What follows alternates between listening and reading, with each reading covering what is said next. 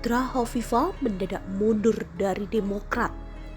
Tanda alam emaknya mau jadi cawapres Anies. Dilansir dari siwot.com, Anies cukup menjadi magnet bagi kelompok sebelah.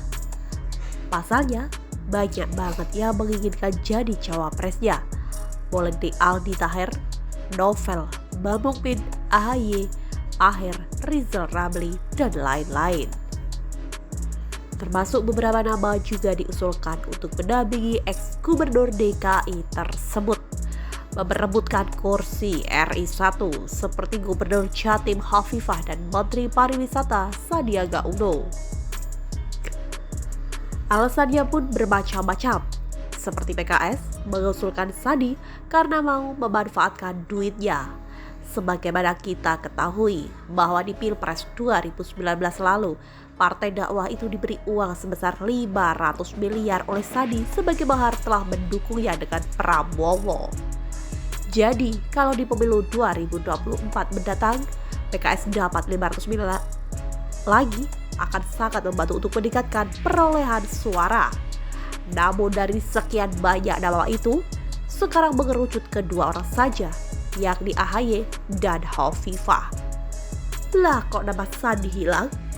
Yakin telah sadar dan gak mau diporotin oleh PKS lagi. Lebih baik doi gak jadi cawapres daripada harus memberi makan para istri kader PKS. AHY diusulkan oleh Demokrat dan Hovifah diusulkan oleh Nasdem. Sementara PKS kalau terpaksa memilih salah satu di antara kedua nama itu, lebih cenderung ke Hovifah daripada AHY.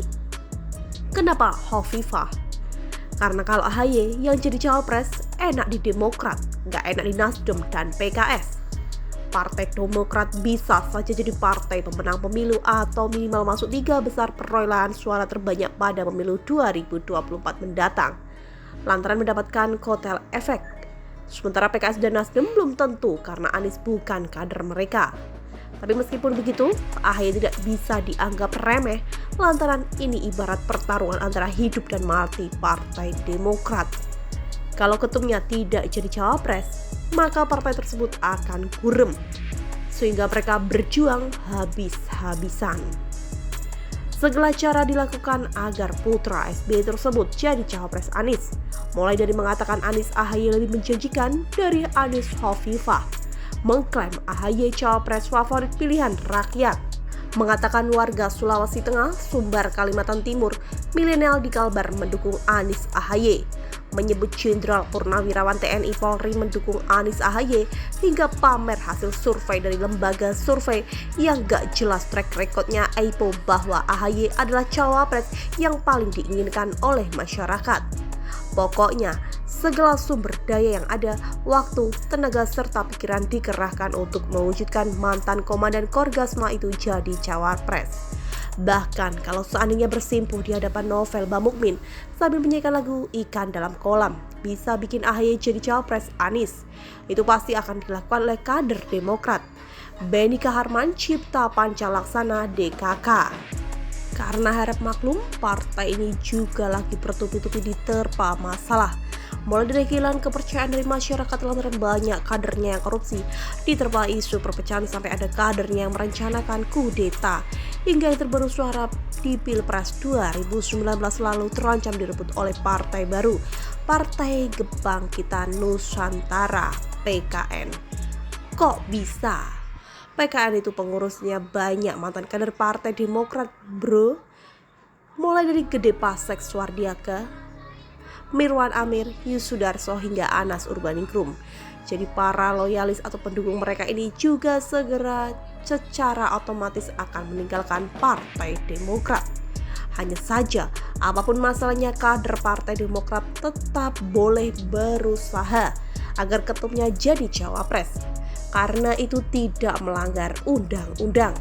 Namun Alam juga punya kuasa untuk menolak dan menerimanya. Sampai sekarang usaha tersebut belum membuahkan hasil Ferguson. Yang terjadi masalah sebaliknya, yakni semakin membuat puyeng kader Partai Demokrat. Putra Hovifah Ali Mana Gali Parawansa mundur dari partai tersebut. Alasan cukup klasik dan tidak masuk akal, yakni khawatir tidak bisa maksimal menjalankan tugas sebagai pengurus partai dan ingin fokus menyelesaikan studi. Kenapa tidak masuk akal? Karena kalau khawatir tidak bisa bekerja dengan baik sebagai pengurus partai serta mau fokus menyelesaikan kuliah, kan tetap bisa jadi kader partai, tapi sebagai kader biasa bukan pengurus.